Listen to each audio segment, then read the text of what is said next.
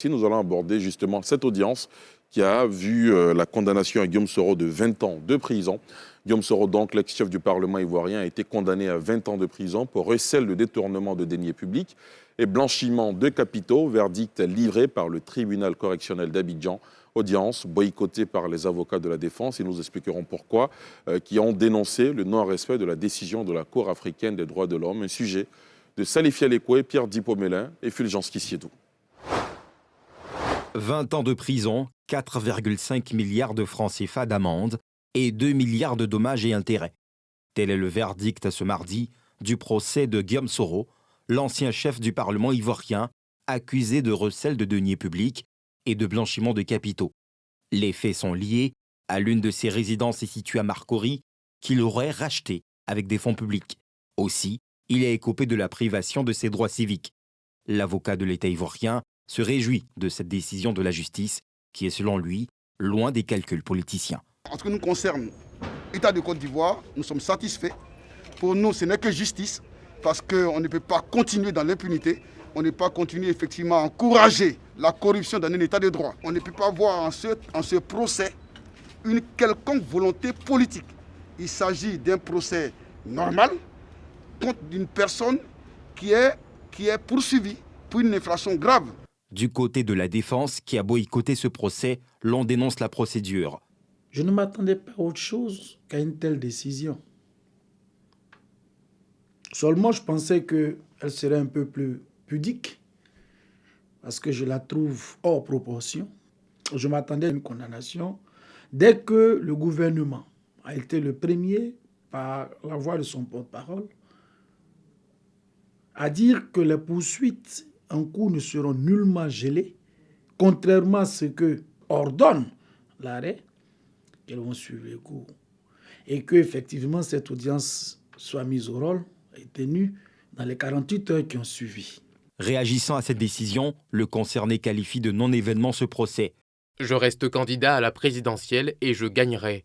Je considère ce verdict comme un non-événement. Je maintiens ma candidature à la présidentielle. Quelques jours avant ce verdict de la justice ivoirienne, la Cour africaine des droits de l'homme et des peuples avait demandé la suspension du mandat d'arrêt contre l'ancien Premier ministre. Maître Goïbi, dans le sujet qu'on vient de voir, vous expliquez un peu les raisons qui ont motivé votre absence à cette audience. Est-ce que vous pouvez revenir là-dessus? Pourquoi finalement vous n'y étiez pas? D'accord. Mais les raisons sont simples, mais elles sont purement juridiques. D'abord, il faut dire que, avocat de la défense, nous qui occupions pour M. Guillaume Soro dans le cadre de cette procédure pendant le juge d'instruction, à ce procès, nous n'avons pas été cités. C'est-à-dire nous n'avons pas reçu d'avis d'audience ni quoi que ce soit. Mais ce qui est rocambolesque, intolérable, impensable, et puis vraiment qui pue la mauvaise foi, c'est que le procureur de la République a dit qu'il a fait service citation au domicile de Guillaume Soro à Marcory. Lui qui a requis un mandat d'arrêt international et qui a été suivi par le juge d'instruction. Lui qui a réquisitionné le domicile qui est habité par des policiers sous son autorité, va servir la citation accompagnée dans ce procès à Marcory, Soro Guillaume. C'est puéril. Donc déjà, vous comprenez qu'on n'a pas été invité à ce procès. Ah, vous estimez que vous n'avez pas été invité? Secondo, notre client est prévenu dans cette procédure. C'est lui qu'on doit juger. Notre code de procédure pénale dit que pour que les avocats de la défense puissent prendre la parole à une audience de ce genre, il faut que le client soit présent. Notre client, nous savions qu'il ne peut pas rentrer parce que l'État de Côte d'Ivoire a fermé les frontières aériennes. Même s'il avait la volonté de venir, il ne pouvait pas à cause de la pandémie du coronavirus. Et on vient dire qu'il a refusé de venir. Il viendrait même comment? Ou bien on le prend pour m'associer bien-aimé.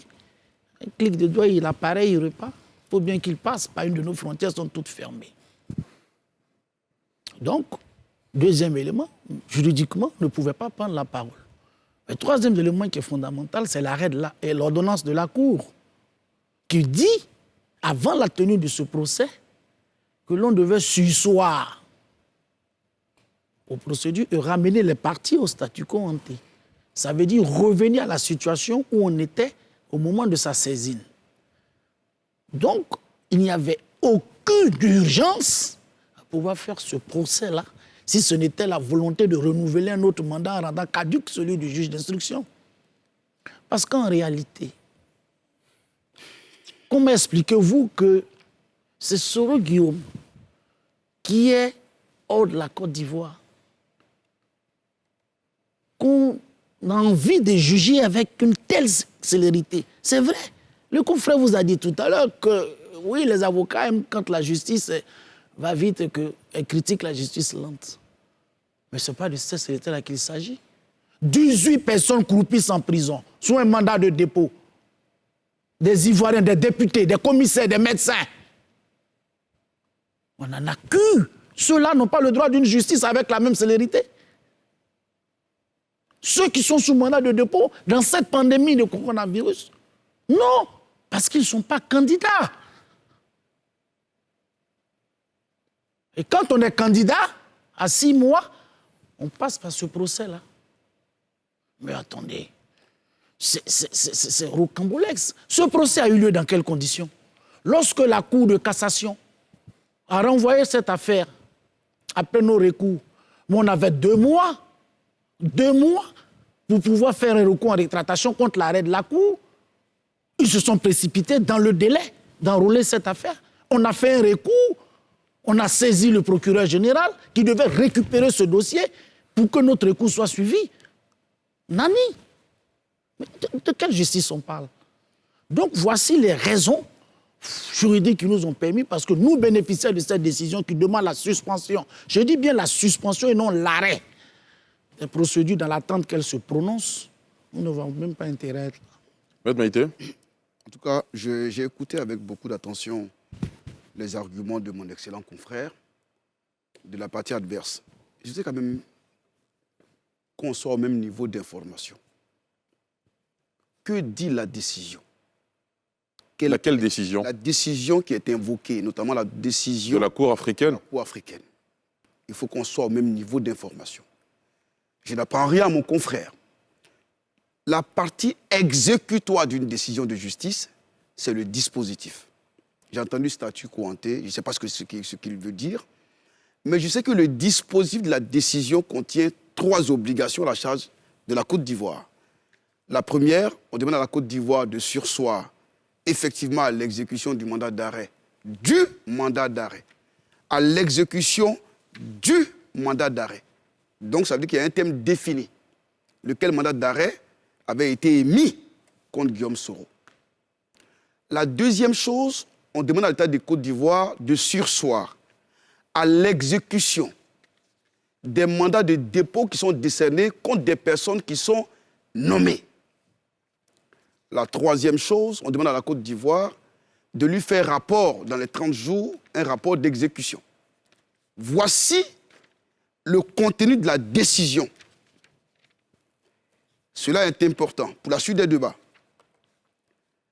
J'ai entendu dire ici que la défense n'aurait pas reçu d'avis.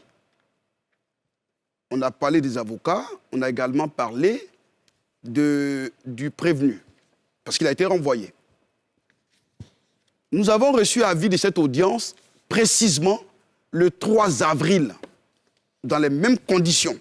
Tous les conseils, les 5 conseils de Côte d'Ivoire, environ le 3 avril, si ma mémoire est bonne.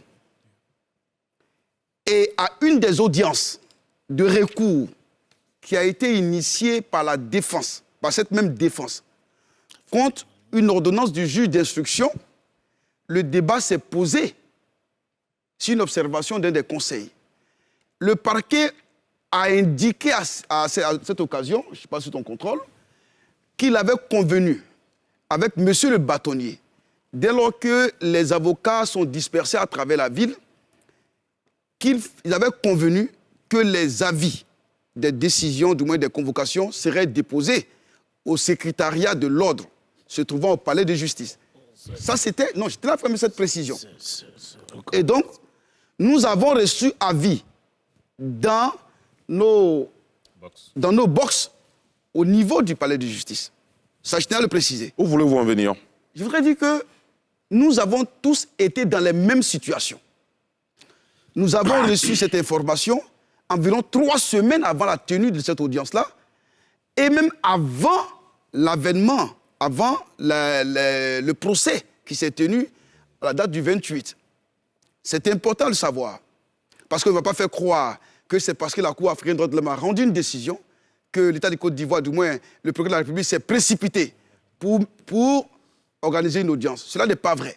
Il faut être de bonne foi. La troisième des choses, j'ai entendu dire que le domicile, la résidence concernée de Guillaume Bafori-Soro, de M. Guillaume Bafori-Soro, serait séquestré, du moins j'ai entendu réquisitionné. Ce n'est pas le bon mot. La résidence a été mise sous séquestre. C'est vrai. Dans notre code interne, une personne qui fait l'objet d'un mandat d'arrêt, c'est qu'on ne sait même pas où elle est. Le juge du siège ne sait pas où Guillaume Soro est. Et même s'il mangeait avec lui à Paris, il est censé, en tant que juge du siège, ne pas le savoir. Sinon, il quitte dans son rôle. La personne qui poursuit, c'est le procureur. Le procureur poursuit quelqu'un. Eux, les avocats de la défense, il leur appartenait, si éventuellement ils estimaient que leur client est en état de comparaître, il leur appartenait d'écrire à la cour pour indiquer, oui, les moyens qui sont invoqués. Non, parce qu'une personne qui peut prendre un avion, un jet privé pour se rendre à Abidjan, je ne pense pas qu'effectivement, qu'une fermeture des frontières puisse l'empêcher, parce que la Côte d'Ivoire a besoin d'elle pour une audience. Il aurait pu demander l'autorisation d'atterrir. On aurait pu lui donner cette autorisation-là. Je pense que la question de la résidence, le Code dit, son dernier domicile connu là, c'est là-bas on notifie. Ce qui a été fait, le parquet a montré les exploits du commissaire de justice relativement à cette affaire. Mais ils se sont pondus de tellement de communiqués, affichant leur décision de ne pas comparaître ni eux, ni leurs clients.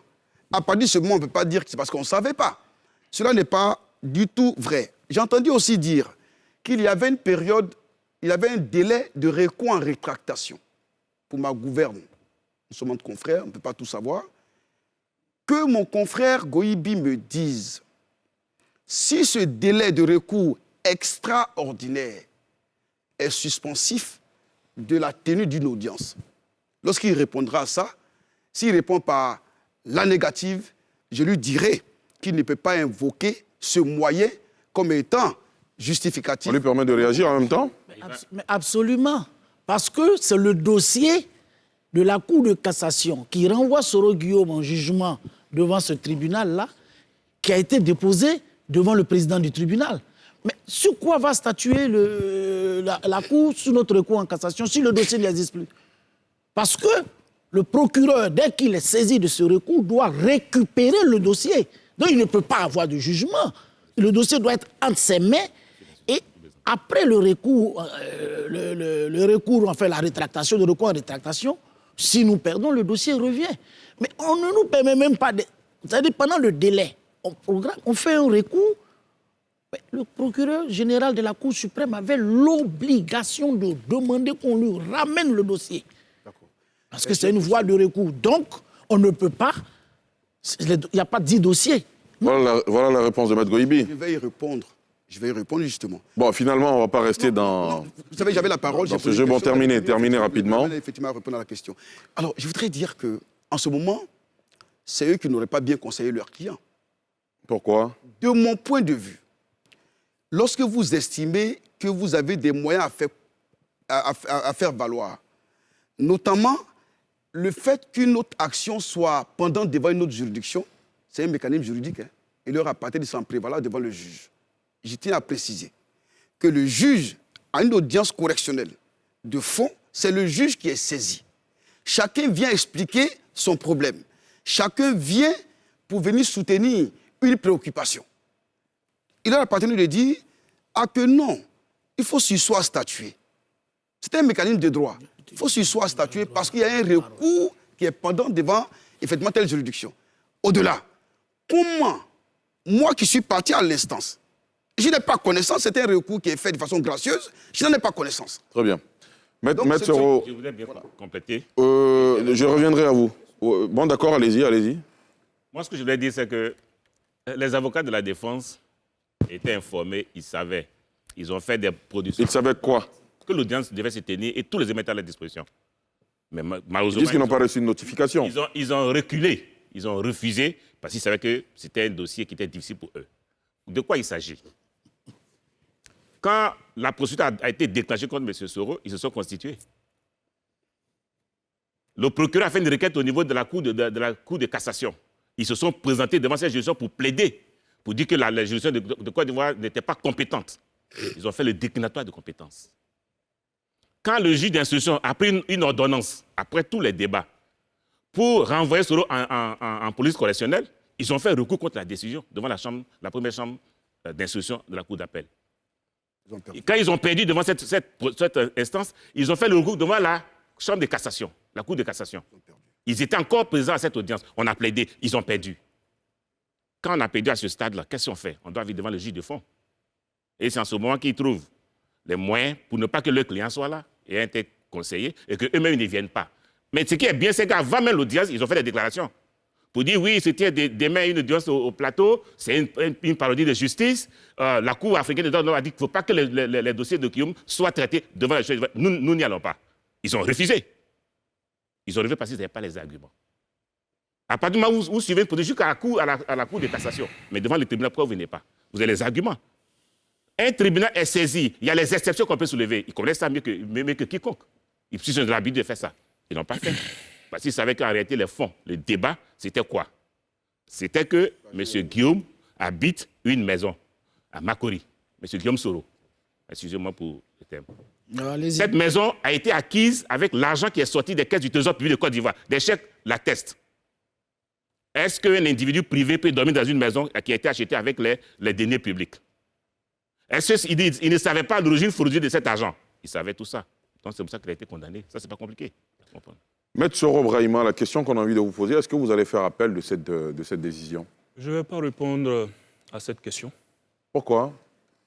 Pour une raison de simple stratégie. C'est la guerre. Mais je voudrais revenir sur des choses que j'ai entendues. Allez-y. Les avocats de l'État ont dit à la phase de la... Alors, c'est valable pour vous et tous les invités à partir de cet instant. Nous n'avons que 15 minutes pour terminer l'émission. On va répondre aux questions au pas des charges. Allez-y. Alors, les avocats de l'État font savoir qu'eux, ils ont reçu un avis pour cette audience de 3 semaines plus tôt. Environ. Merci pour la précision.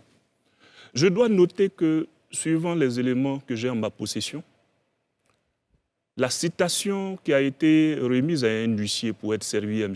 Soro Guillaume n'a été remise à l'huissier que le 20 avril.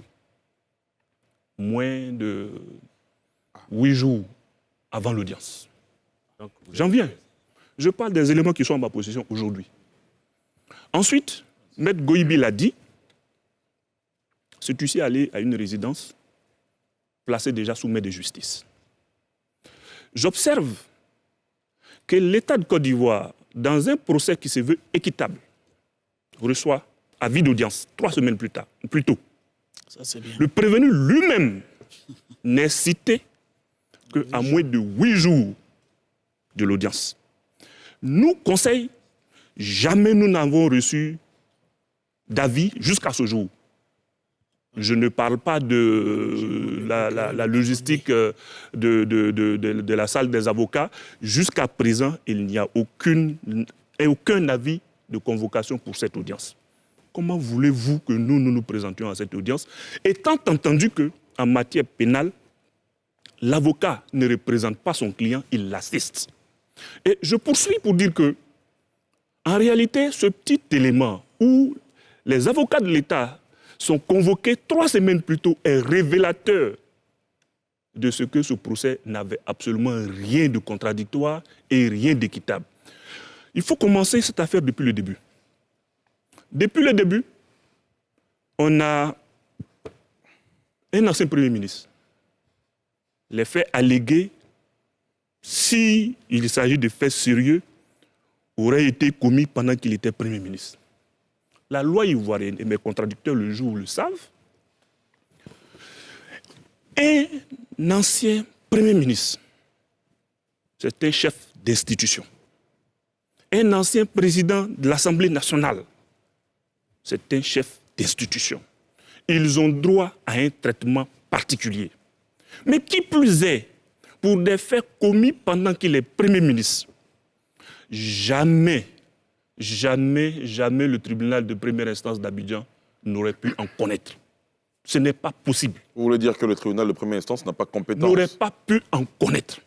Mais ces éléments, si nous sommes allés à l'international, c'est bien parce que ces évidences qui ont été plaidées abondamment au cours de la phase d'instruction n'ont jamais reçu une oreille attentive.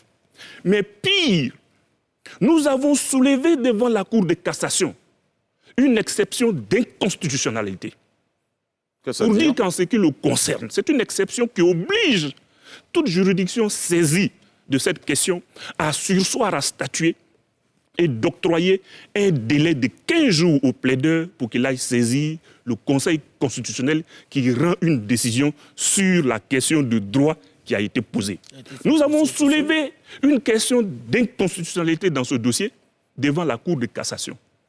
La Cour de cassation a royalement ignoré, a fait l'impasse sur cette demande qui a été régulièrement formulée. Aujourd'hui, on nous dit la souveraineté, pourquoi vous êtes allé à l'international. Voilà un peu les raisons qui justifient que nous n'ayons pas d'autre choix que de faire valoir les prétentions de notre client. J'en viens.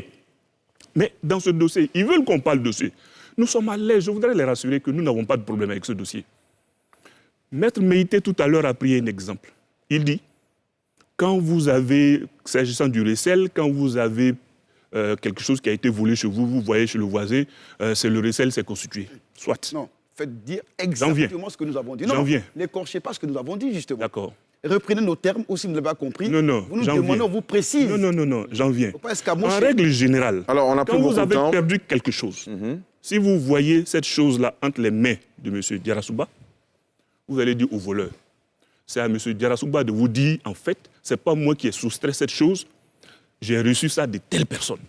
Mais nous sommes dans un dossier où il n'y a pas de détourneur. Personne n'a détourné. Et je vous dis que dans ce dossier, il y a quelqu'un qui a signé les chèques. Il y a quelqu'un qui a signé les chèques du trésor dont tout le monde parle. Cette personne n'est pas morte. Qui a Cette signé le personne chèque n'est du pas Trésor? morte. Elle est aujourd'hui assise sur un tabouret dans le gouvernement. C'est qui? Elle n'était Madame pas à Brigitte l'audience. Mais c'est qui? Elle n'était pas à l'audience, cette personne. Pourquoi?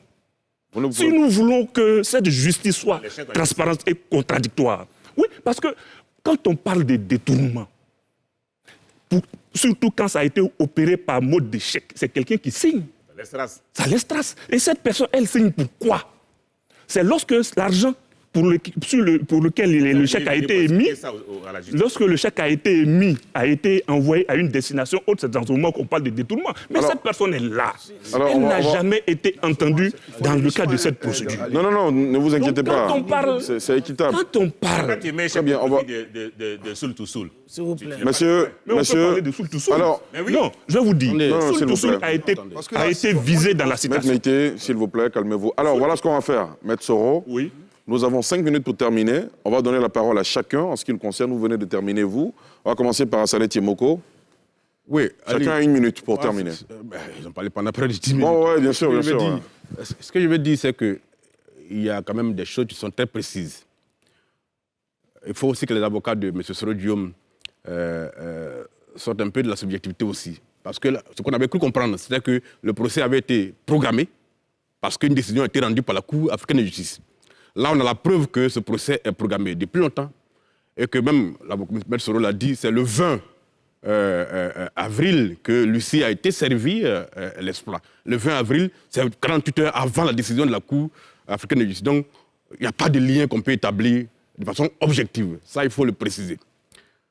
Autre chose, moi, je ne vais pas rentrer dans le fond du dossier parce que je ne suis pas avocat et je ne connais pas le dossier. Moi, c'est des principes que je pose. Vous voyez, il ne faut pas que l'arbre cache la forêt. Dans cette affaire, l'arbre, c'est M. Soro Dioum. La forêt, c'est le fait que, jusqu'à présent, on va faire l'impasse sur un débat qui est important.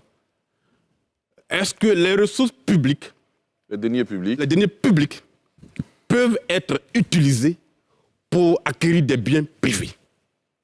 C'est un débat de fond et j'ai l'impression que les avocats feront leur procès dans les tribunaux, mais ce débat-là, il faut que la Côte d'Ivoire le fasse. Là, la justice vient de rendre une décision condamnant M. Soro Dioum à 20 ans de prison. Maître Soro a dit qu'il ne répondrait pas à la question de faire savoir s'ils vont faire appel parce que c'est stratégique. Ce que moi je veux dire, c'est qu'il ne faudrait pas qu'on perde de vue que c'est une occasion offerte à la Côte d'Ivoire de faire la clarté sur ce qu'on appelle les fonds de souveraineté. À quoi ils sont destinés? Est-ce que chacun peut utiliser les fonds de souveraineté pour s'acheter des voitures, pour s'acheter des avions? Si on ne fait pas ce débat-là, ça veut dire qu'on n'est pas encore prêt à être un état de droit et de démocratie. C'est ce que je voulais préciser. Merci beaucoup à Saleh Tiemoko. Kra? L'observation que moi je fais de l'intervention des avocats de la défense est la suivante. J'ai l'impression que nos chers avocats veulent déplacer un peu le débat. Or, le débat de fond, il est clair. Il y a eu près de 2 milliards de francs qui sont sortis des caisses du trésor public et qui ont servi à acheter un bien au bénéfice d'un privé. Et tout à l'heure, on fait savoir, oui, même si ça, on a pu pas acheter un bien privé et celui qui a signé sur les chèques. Comme Saleh l'a dit, le problème n'est pas à ce niveau. Votre absence au procès, vous êtes en train de nous dire que cette absence au procès a été préjudiciable aux contribuables ivoiriens parce que les Ivoiriens veulent savoir nos 2 milliards là.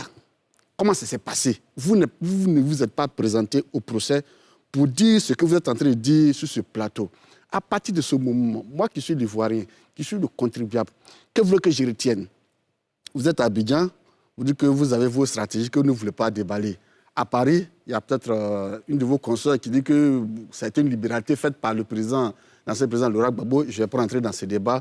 Aujourd'hui, la question qui se pose est la suivante. Les 2 milliards, oui ou non, ces 2 milliards sont sortis des caisses de l'État de Côte d'Ivoire pour acheter un bien qui sert aujourd'hui de résidence à M. Soro Kibafouri Diom. La question est à ce niveau. Si nous sommes d'accord sur ce principe, le reste, vous êtes des puristes du droit, je pense qu'on peut trouver le mécanisme pour la suite. Maître Gueux? Oui, je vous remercie pour l'ensemble des questions. Mais je voudrais dire aux Ivoiriens, et surtout à M. Soro Guillaume, qu'il doit être jugé, non seulement par les juridictions, mais par le peuple. Quand on est décidé à être candidat à une élection, on va subir le feu des questions des Ivoiriens. Il faut qu'ils viennent pour dire aux Ivoiriens ce qui s'est passé avec les 2 milliards. Il faut qu'ils viennent pour dire aux Ivoiriens ce qui s'est passé peut-être à Danané, où la sous-préfecture a été brûlée, où les gens ont pris les bois pour aller en faire fagot. Il faut qu'ils viennent pour dire les gens qui sont morts dans les conteneurs à Boaké, comment ça s'est passé. Il faut qu'ils viennent pour dire les gens qui ont été égorgés à Boaké, comment ça s'est passé. Non, on va pas rentrer dans ce débat. Voici l'ensemble des questions auxquelles il est obligé de soumettre quand les candidats. Il ne faut pas qu'il, pour la première question, il ait peur et qu'il se réfugie. On attend. Nous sommes les Ivoiriens, nous sommes chez nous. Il faut qu'ils viennent, on va s'entendre sur ces questions. Très bien. Maître Soro? Oui. On termine, hein? Oui, chacun une minute, pas plus. Moi, je voudrais vous remercier de cette opportunité que vous nous offrez. Et je voudrais dire que M. Soro Guillaume n'aspire qu'à donner sa version des faits dans cette affaire. Chaque fois que nous, ses conseils, nous avons eu l'occasion d'échanger avec lui, il a envie. Mais cette envie de s'exprimer sur ce dossier nécessite que les conditions d'un procès juste et équitable soient réunies. Malheureusement, dans cette affaire particulièrement, les conditions pour un procès juste et équitable ne sont pas réunies. C'est d'ailleurs pour cette raison que nous n'avons pas pu être présents à cette audience. C'est d'ailleurs, entre autres, pour cette raison que vous verrez que sur le mandement de citation, il y avait quelqu'un d'autre qui avait été cité comme témoin à la barre de cette audience, Soul to Soul. Mais curieusement, Soul to Soul n'est pas venu, simplement parce que le parquet n'a pas extrait Soul to Soul pour qu'il vienne donner sa part de vérité dans cette affaire. Alors, comment, dans ces conditions, croyez-vous qu'une justice juste et impartiale puisse se faire? En tout cas, notre souhait, c'est que j'ai vu des demandes de justice. M. Soro Guillaume veut que justice lui soit rendue. Très bien. Mais les conditions ne sont pas réunies. Très bien. Maître Goïbi.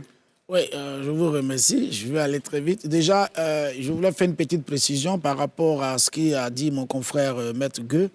Vous voyez, dire que nous avons plaidé devant la Chambre d'instruction, nous avons plaidé devant la Cour de cassation, évidemment. On vient de vous dire une des raisons pour lesquelles nous ne sommes pas là sur procès. Mais quand nous sommes en phase d'instruction, devant la Chambre d'instruction, on n'a pas besoin de la présence du client pour le faire. Pareil devant la Cour de cassation quand on est en phase d'instruction. Mais là, on était en phase de jugement.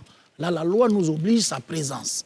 Donc c'est pour ça, si on avait la même possibilité de le faire, nous serons venus peut-être expliquer certaines choses. Mais on ne peut même pas expliquer même qu'il y ait un recours en cassation et qu'il y ait un recours en rétractation. Parce que pour le faire, il faut qu'il soit présent. Donc on nous a mis dans l'impossibilité de le faire. Ensuite, je vais rapidement dire à mon confrère qu'une décision de justice a 3 niveaux. Les qualités, dont le nom des parties qui sont au procès. Ensuite, il y a les faits et les motifs, et les justificatifs, les motifs du jugement et le dispositif. Tout ça s'appelle un corpus. Le corpus, c'est un ensemble de règles un ensemble de dispositions qui forment un ensemble cohérent.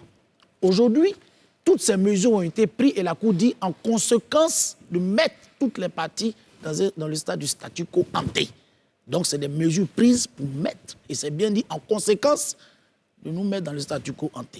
Alors, pour revenir sur les faits, mais on a entendu quand même la version du notaire. Mais de quoi on parle? Le notaire a dit, et il a dit les mêmes choses devant le juge d'instruction. Il dit qu'il a été rencontré au Golfe par le ministre Dibi et le ministre Amontano. Avant le décès personnel du ministre Dibi, c'était au dossier d'instruction. C'est ces 2 personnalités de l'État de Côte d'Ivoire, sous la présence de Laurent Gbagbo, qui l'ont informé de ce qu'il crée une SCI pour acquérir un bien immobilier appartenant à un compatriote béninois. Nous avons écrit au juge d'instruction pour lui demander d'entendre à Montano et autres. Il nous a répondu pour dire qu'il ne trouvait pas ça nécessaire. On parle de détournement. Qui a détourné? On lui a posé la question, la maison porte le nom de Soro Guillaume, il dit non. Il est resté là en quoi? Très bien, vous avez fait 2 minutes. Alors, donc il faut qu'on sache ce qui s'est passé. Il n'a recelé de rien. Parce que la maison ne porte pas son nom jusqu'à aujourd'hui.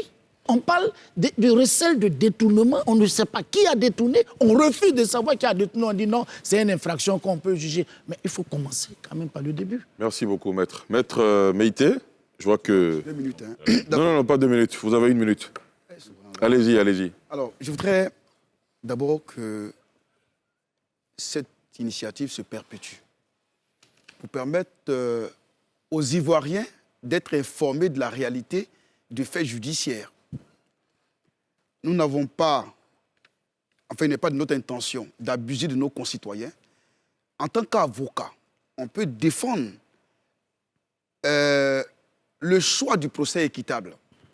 Mais le procès équitable, c'est l'avocat qui contribue à créer le cadre du procès équitable. Nos présences auprès de nos clients, c'est justement dans cet objectif. Ne pas venir au procès, c'est justement de consacrer l'équité du procès qui se passe à votre absence. Ce que je voudrais préciser, j'ai entendu le journaliste Assalé Timoko parler de ce fonds de souveraineté. À aucun moment, cette question n'a été invoquée dans le dossier d'instruction. Il s'agit de fonds clairs, sortis pour acheter un bien qui a été mis à la disposition de M. Guillaume Soro. Voilà. Troisièmement, et même si d'aventure on parlait de budget de souveraineté, le débat peut être mené. C'est-à-dire ça pourrait donner lieu à un débat, mais ça ne peut même pas justifier les choses, les faits qui sont avérés. Je voudrais dire à mon confrère Goïbi que la partie exécutoire d'une décision de justice, c'est bien le dispositif. La partie contraignante d'une décision de justice, c'est le dispositif. Ce qu'ils ont demandé, c'est les 3 choses. La Cour leur a donné, la Cour leur a jamais dit. Ils n'ont jamais demandé à la Cour que les choses soient maintenues au statut quo ante. Ça avait fait l'objet d'une demande.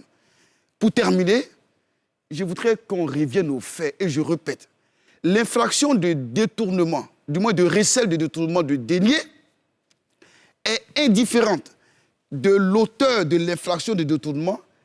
L'infraction, du moins de base, si c'est un fait, même si on ne découvre pas le voleur ou le détourneur, vous qui avez recélé les biens, vous pouvez effectivement être poursuivi comme ça a été fait dans le cadre de... Merci à vous, chers invités, Antoine Assaletiemoko, Kra Bernard, Maître Soro, Maître Goïbi, Maître Gueux Patrice, Maître Meïté. Merci à vous, chers téléspectateurs, de nous avoir suivis.